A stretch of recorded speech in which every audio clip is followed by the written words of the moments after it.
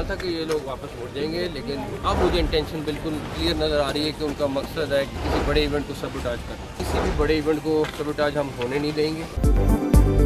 इस्लामाबाद में पाक फौज के दस्ते तैनात, डी चौक का कंट्रोल संभाल लिया। शहरियों के जानो माल के तहफ़्फ़ुज़ और अमन अमान बरकरार रखने के लिए शहर इक़्तिदार और गिरदुराह में गश्त।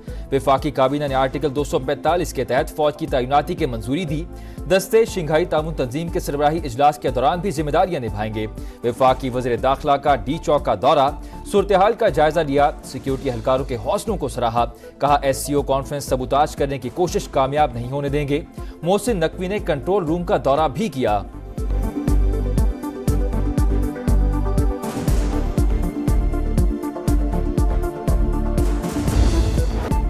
तहरीक इंसाफ का एहतजाज, इस्लामाबाद में कशीदगी, मकामी कारकुनों की ब्लू एरिया और डी चौक आमद। फैजाबाद पर तसादुम, चुंगी नंबर 26 पर भी झड़पें। मुजाहिरीन को मुंतशिर करने के लिए पुलिस की शेलिंग, मुजाहिरीन का पथराव, 9 अहलकार जख्मी।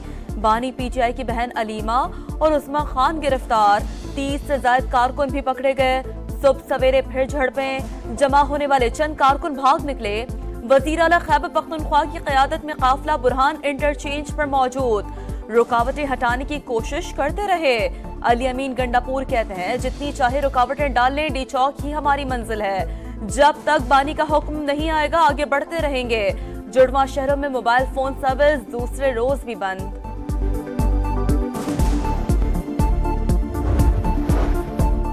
बुरहान इंटरचेंज पर मौजूद मुजाहिरीन कील कांटों से लैस, शेल गन्स, पत्थर, गुलेलें और डंडे मौजूद। सरकारी वसाइल का बेदरीग इस्तेमाल, क्रेन्स, रेस्क्यू और फायर ब्रिगेड की गाड़ियां भी काफिले का हिस्सा। हसन अब्दाल के करीब मोटरवे हारो पुल को जबरदस्ती खोल दिया। पुलिस के साथ शदीद झड़प, पथराव, पुलिस की जवाबी शेलिंग। छछ इंटरचेंज से कंटेनर्स हटाने के लिए हैवी मशीनरी का इस्तेमाल। पुलिस ने अटक में खंदकें खोद दी। अजमा बुखारी ने एहतजाज में शरीक मुसल्लह शख्स की वीडियो शेयर कर दी।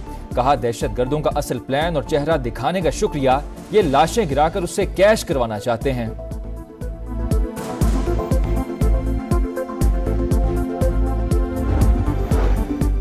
चंद 100 की टोलियों में इनकलाब कुछ देर के लिए उभरा और अपने मंतकी अंजाम तक पहुंचा।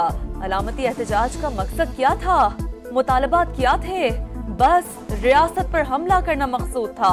वफाकी वज़ीर इत्तलात अता तारड़ की एक्सपोस्ट लिखा, खैबर पख्तूनख्वा के अवाम की खिदमत इनकी तरजीहात में शामिल ही नहीं, इनकी कारकर्दगी भी सिफर और सलाहियत भी सिफर है। वज़ीर आज़म शहबाज शरीफ से गवर्नर खैबर पख्तूनख्वा की मुलाकात, मुल्क की मौजूदा सूरत हाल पर तबादला ख्याल। फैसल करीम कुंडी ने कहा, सूबे को दहशत गर्दों के रहमो करम पर नहीं छोड़ सकते। तहरीक इंसाफ का आज पंजाब के तमाम अजला में एहतजाज का ऐलान। वस्ती पंजाब के कारकुनों को मीनारे पाकिस्तान लाहौर पहुंचने की कॉल। जिला इंतजामिया मुतहरिक, मीनारे पाकिस्तान ग्राउंड के अतराफ कंटेनर्स लगा दिए। आजादी फ्लाईओवर पर पुलिस तैनात। बाबू साबू इंटरचेंज, ठोकर न्याज बेग, सगिया पुल, शादरा और रिंग रोड से मुंसलिक रास्ते सील कर दिए गए।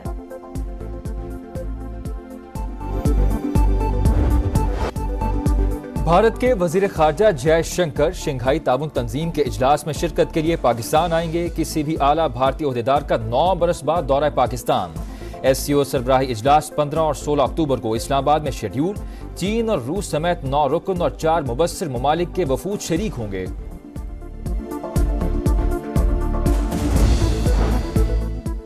इसराइल पाकिस्तान से पंगा नहीं ले सकता, बानी PTI के जरिए हमलावर है। ख्वाजा आसिफ की गुफ्तगू, कहा 2014 में CPAC पर दस्तखत हो रहे थे तो धरना दिया, अब शंघाई ताउन तंजीम इजलास से पहले एहतजाज शुरू कर दिया। ताने बाने जोड़ लें, ये मुल्क के खिलाफ साजिश है।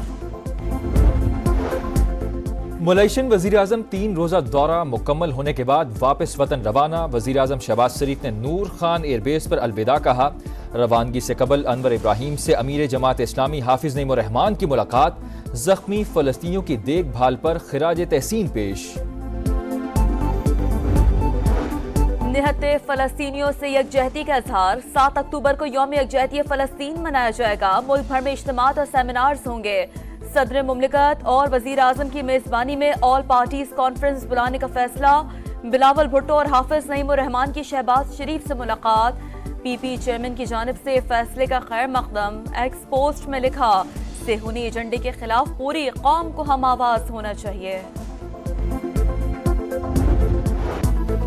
इजराइल के लेबनान पर नॉन स्टॉप हमले जारी। रात गए बैरूत में शदीद बमबारी, शहर धमाकों से लरज उठा। 24 घंटों में मजीद 49 शहादतें, मजमूई तादाद 2000 से बढ़ गई। 9500 से ज्यादा जख्मी। सरहदी इलाकों में घुमसान का रन। जमीनी लड़ाई में इजरायली फौज को शदीद मुजाहमत का सामना। इराक से ड्रोन हमले में 2 इजरायली फौजी मारे गए। गजा में भी सेहूनी फौज के मुजालिम। दीर बला और खान यूनिस में मिसाइल हमले। 24 घंटों में मजीद 21 शहादतें। यमन में अमरीका की 15 मकामात पर बमबारी। यमन, बांग्लादेश और उर्दन समेत मुख्तलिफ ममालिक में फलस्तीनियों से यकजहती के लिए मुजाहिरे।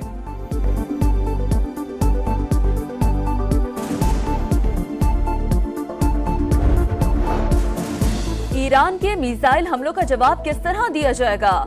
इसराइल ने अभी फैसला नहीं किया। अमेरिकी सदर जो बाइडेन की ईरान की तेल तंसीबात पर हमले की मुखालफत। कहा, इसराइली लीडर की जगह होता तो मुतबादिल अहदाफ का फैसला करता। कराची के गुलशन मेमार में मुबैजना मुकाबला। पुलिस के साथ फायरिंग के तबादले में 1 डाकू मारा गया। पुलिस का मुबैजना मुकाबलों में 9 जख्मियों समेत 10 डाकू गिरफ्तार करने का दावा।